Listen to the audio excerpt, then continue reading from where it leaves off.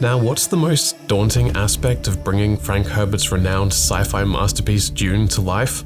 World building? Sure. But what's even more intimidating is to adapt it to film, considering the novel itself was a trailblazer for all space empire sagas.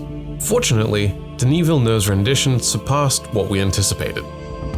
Dune delves deeply into a variety of themes ranging from imperialism, faith, political showmanship, and ecology. In short, the centuries-spanning story deals with the great burden of power and the sacrifices it constantly demands. The story is set in the year 10,191, when the known universe is ruled by an autocratic Padishah Emperor Shaddam IV. Though a sovereign ruler, the emperor's power depends on the backing of the great houses. The Landsraad serves as a collective representation of these noble houses. Its High Council, forming the core of Landsraad, mediates conflicts among the houses. The story largely unfolds on the desert planet Arrakis, centering around the Atreides family from planet Caladan. It opens with the Emperor giving control of Arrakis to the genial Duke Leto Atreides, played by Oscar Isaac. The unforgiving desert planet is the only source of melange, aka spice, the universe's most precious material. This magical substance not only extends the human lifespan, it's also crucial for intergalactic travel. To harvest the spice, House Harkonnen, Arrakis' previous rulers, employed brutal tactics, particularly to control the native population, the Fremen. The Duke knows the Emperor's command to oversee Arrakis and its spice production is far from a benevolent gesture. Yet he finds himself with no alternative but to play the galactic chess game. Central and unexpectedly pivotal to this conflict of power is Duke Leto's son, Paul Atreides, Timothée Chalamet. Dune features his journey as he navigates through betrayal, prophecy, and love. The intricate world-building of Dune, replete with layers and hidden meanings, presents a formidable challenge for cinematic adaptation. The original novel heavily relies on internal monologues to convey substantial information, a storytelling method that, when translated to film, demands innovative handling to maintain clarity in the narrative. David Lynch first adapted Herbert's novel in 1984. In fact, discussions about film adaptations had been underway since the 1970s. The documentary, Jodorowsky's Dune, meticulously portrayed Alejandro Jodorowsky's unsuccessful attempt to bring the novel to the big screen. Unfortunately, Lynch's adaptation struggled in its transition to film. It was a commercial and critical disaster. Despite the challenges, the allure of adapting Dune remained strong. 2 3-part miniseries were made in 2000 and 2003, respectively, which adapted the first 3 Dune novels. They were a significant step up from Lynch's adaptation. Hollywood's fascination with the unfilmable Dune persisted. Following the success of Arrival and Blade Runner 2049, the acclaimed Canadian director Denis Villeneuve embarked on his passion project. His plan to split the novel into 2 parts is, in my opinion, a wise choice. It allows the audience ample time to immerse themselves in the intricate world of Dune. So let's examine the narrative structure crafted by Villeneuve and his co-writers John Spates and Eric Roth, and in the process, also understand how the script has translated the grandeur of Herbert's Dune to screen. Dune opens with a message conveyed in Bene Gesserit's voice. Dreams are messages from the deep. The Bene Gesserit, a covert, mysterious, matriarchal order, has nurtured the allegedly superstitious prophecy of Kwisatz Haderach, also known as the One. They use the voice, a form of mind control. The crux of Dune's narrative is Paul Atreides' bizarre dreams, which position him as the prophesied figure. Hence, the deep in the message may mean Paul's subconscious, or it could refer to planet Arrakis, a recurring element in Paul's dreams. Interestingly, the screenwriters open the narrative from the perspective of the Fremen. The Fremen, a formidable indigenous group, inhabit Arrakis. Their home is the harsh desert wilderness, far from the settled cities and towns of Arrakis. We're guided by a pensive voiceover of Chani, Zendaya, a member of the tribe. She speaks of the alluring spice and the resulting havoc brought upon by House Harkonnen. She contemplates with a sense of foreboding about the Emperor's decision to pull back the Harkonnens, and who their next designated oppressor is going to be. As the chapter opens, House Atreides from the ocean world Caladan is already gearing up for their journey to Arrakis. The initial chapters of Herbert's book are tinged with an unavoidable sense of impending doom. This atmosphere is preserved in Villeneuve's adaptation, as Duke Leto is acutely conscious of the political dangers that await any misstep potentially triggering disaster. Paul Atreides continues to see possible futures in his dreams, Some are cryptic, like his repeated visions of an Arrakeen girl, while others, such as the demise of Atreides swordmaster Duncan Idaho, are unmistakably ominous. Alongside Paul, Lady Jessica, Leto's concubine, emerges as a key figure in this segment. She belongs to the Bene Gesserit Order. Her defiance of her order's directive to bear a daughter instead of a son in an effort to manipulate bloodlines and balance power among the great houses ignites the ensuing conflict and propels the prophecy into motion. Earlier, we see Jessica training Paul in the Bene Gesserit methods, which encompass not only mind control, but also a unique martial arts style for combat. Duke Leto formally accepts the Imperial decree to take over Arrakis in a ceremonial event, offering a peek at the Spacing Guild, a crucial power after the Emperor and the Great Houses. Aware of the trap in Arrakis, Leto sends Duncan Idaho on a scouting trip to meet with the Fremen, knowing their alliance is vital to counter the threats from the Emperor and the Harkonnens. We then briefly encounter the obese Baron Harkonnen on his home planet, Giedi Prime, his menacing presence confirming Leto's worst fears. Before Paul moves with his family to Arrakis, he faces one critical test. He meets with the Reverend Mother. Despite Jessica's reluctance, she tests whether Paul has what it takes to be the one. Is Paul the prophesied outsider who will liberate the Fremen from the intergalactic evil? Villeneuve, Roth and Spate's adaptation, just like the novel, sounds too thematically complex for such a simple interpretation. Duke Leto, his son Paul, and Lady Jessica arrive at Arrakis and are welcomed by their massive military force. One admirable aspect of Villeneuve's oeuvre is the sheer astounding scale of his staging. The finely drawn emotions work perfectly in tandem with Villeneuve's sweeping landscapes. As the Atreides make a grand arrival on Arrakis, a sense of unease ripples through the local populace. Whispers of Lisan al-Gaib reach Paul's ears. Boarding a thopter, resembling a dragonfly-like aircraft, Jessica explains to Paul, Lisan al-Gaib, voice from the outer world. It's their name for Messiah. But this doesn't strengthen the prophecy. Rather, as Jessica points out, the Bene Gesserit have been subtly instilling this belief in the Fremen. The family is transported to the secure Arrakeen town. The town protects the outsiders and their spice harvesting equipment not only from the harsh climate, but also from the giant sandworm. Known as Shai Hulud in the Fremen language, the giant sandworm is a native lifeform of Arrakis. More grim news awaits Duke Leto. The spice harvesting equipment is largely sabotaged by the Harkonnens, so it might take time to achieve the huge production levels also made possible by Harkonnens fiercely oppressing the Fremen.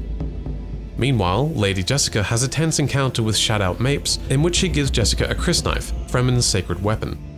Duncan Idaho returns from his scouting trip with a Fremen leader named Stilgar.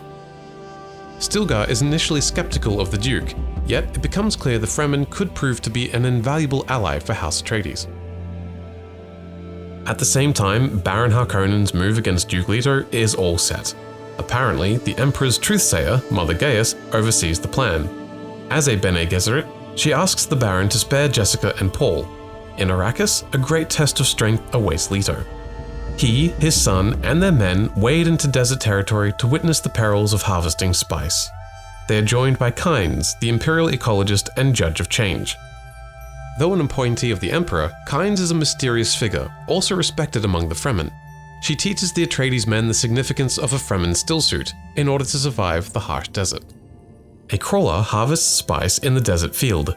Its rhythmic sound attracts a giant sandworm. Duke Leto springs into action when the usual protocol to rescue the crawler fails. During the rescue operation, Paul wanders around inhaling the spice in the air. Later, we learn that this has led Paul to see a foreboding vision of the future. Nevertheless, Leto and his men emerge unscathed and save the spice harvesting crew. In the process, they get a spine-chilling glimpse of the magnificent Shai Hulud. Later, we see Paul explaining his vision to his bewildered mother. Later, we're introduced to the world of Salusa Secundus, the prison planet and birthplace of the Sardaukar, the Emperor's formidable military force. House Harkonnen enlists the Sardaukars' help for their plot against House Atreides on Arrakis. Essential to their plan is an internal betrayer. Dr. Yueh, the head physician of House Atreides, becomes a key player in the Harkonnen scheme. Yueh facilitates the Harkonnen attack and lays a trap for Duke Leto. Shot by a poisoned dart, Leto is immobilized but conscious. Though a traitor, Yueh has his reasons for betraying the Duke. Hence, he gives the man a chance to bring down his rival. The Doctor replaces the Duke's tooth with a poisoned molar, giving him a chance to seek revenge on the vile Harkonnen. Meanwhile, the Sardaukar and Harkonnen forces' surprise attack thoroughly destabilizes the Atreides. Duncan narrowly escapes in a thopter. Paul and Lady Jessica are caught by the Harkonnens. The mother and son use the voice to kill their enemies and safely land in the desert. Duke Leto finally kills himself and, in the process, attempts to take down his rival too. But Baron Harkonnen, aided by his anti-gravity suit, evades the poison gas from Leto's fake tooth. In the desert, Lady Jessica mourns Leto's demise, spending the night in a tent with Paul. Paul confides in his mother about a disturbing vision of a holy war in his name. He is frightened by the fanatical legions and the rise of a warrior religion rallying under the Atreides banner. In the morning, Paul and Jessica reunite with Duncan. Accompanying Duncan is Kynes. Despite working for the Emperor, Kynes takes them to a secret Fremen base. When the Sardaukar find the base, Duncan sacrifices his life to save Paul, as foreseen in Paul's vision. Kynes also takes down the Emperor's men with her, finally declaring her allegiance to the Fremen. Paul and Jessica flee the Fremen base. They board a thopter and are chased by Harkonnen aircraft. Paul guides his thopter into a massive sandstorm while pursued by the Harkonnen forces. Flying against the storm, it seems the thopter might disintegrate. It's then that Paul envisions a Fremen, later identified as Jamis. This figure could soon become Paul's mentor, aligning with his destiny among the Fremen. In Paul's vision, Jamis says, "The mystery of life isn't a problem to solve, but a reality to experience." Hearing the prophetic words, Paul seizes his struggle against the storm. Deactivating the thopter's blades, they crash land safely beyond the storm. To elude sandworms, they hasten to the rocks, donning Fremen stillsuits. Exposed to the spice melange, Paul's visions involving the Arrakeen girl and Jamis continue. As night falls, Paul and his mother are still searching for the Fremen Sietch, their term for community. Inevitably, their presence draws a sandworm, revealing its staggering size for the first time. The sandworm, Shai Hulud, is pivotal not only to the spice but also to Paul's journey. Their encounter is haunting, to say the least. A thumper diverts the sandworm, and a Fremen tribe rescues them. Paul remembers Stilgar, yet the Fremen don't have any noble intentions to rescue both. As Stilgar questions, "What wealth can you offer beyond the water in your flesh?" In the ensuing conflict, Jessica easily overpowers the Fremen, including Stilgar, and Paul meets the mysterious girl from his dreams, Chani. Since Jessica has overpowered Stilgar, Jamis, the man in Paul's vision, challenges Stilgar's leadership. Jamis calls for the Tahadi challenge. Paul, on behalf of his mother, fights Jamis, who can replace Stilgar if he wins. Chani hands Paul a crysknife, expressing skepticism about his messianic role and doubts his victory over the formidable Jamis. During the duel, Paul gains the upper hand and offers Jamis mercy, but the Tahadi demands a fight to the death. Ultimately, Paul fatally wounds Jamis, earning the Fremen's respect and acceptance. Part 1 of Dune ends with Paul approaching a Sietch. In the distance, Paul sees a Sandrider, a Fremen capable of riding the giant sandworm.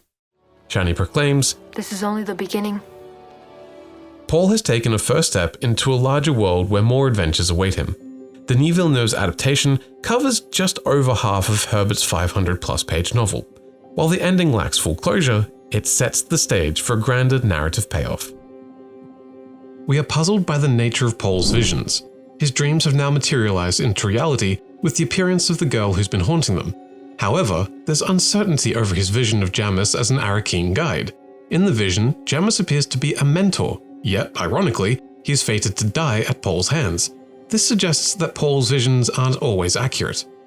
Nevertheless, we can't entirely dismiss the shades of truth in Paul's vision, as he's now part of the Fremen community. He also correctly predicted Duncan's death and his mother's pregnancy. Free will does play a role in Paul's vision coming to fruition. The Messiah trope is cleverly subverted here too, particularly in Chani's perception of Paul. Recall Mother Gaius' words. "On Arrakis, we have done all we can for you. A path has been laid. Let's hope he doesn't squander it." It becomes evident that there's a hidden and complex political game at play in establishing the Lisan al-Gaib law and Paul living with the Fremen. We also get a glimpse of Jessica's combat prowess. Following the intense confrontation with Jamis, Jessica's positioning among the Fremen and her relationship with Paul are set to become crucial elements in Part 2. After being pushed from its original November 2023 release due to actor strikes, Dune 2 is slated for a March 1 release this year. The sequel will also feature Florence Pugh, Christopher Walken, Austin Butler, and Léa Seydoux. If the second part also proves to be a box office success like the first, and I know it will, Warner Bros. Might consider adapting Herbert's follow-up novel, Dune Messiah. The two books collectively chronicle the full journey of Paul Atreides. The prospect of a trilogy is exciting, especially if Villeneuve is at the helm for the remaining films. But all said, Villeneuve's Dune finally marks the end of Hollywood's long-standing challenge to create a successful adaptation of Herbert's monumental sci-fi work. What are your thoughts on Dune? Let us know in the comments below and check out our full analysis on our website.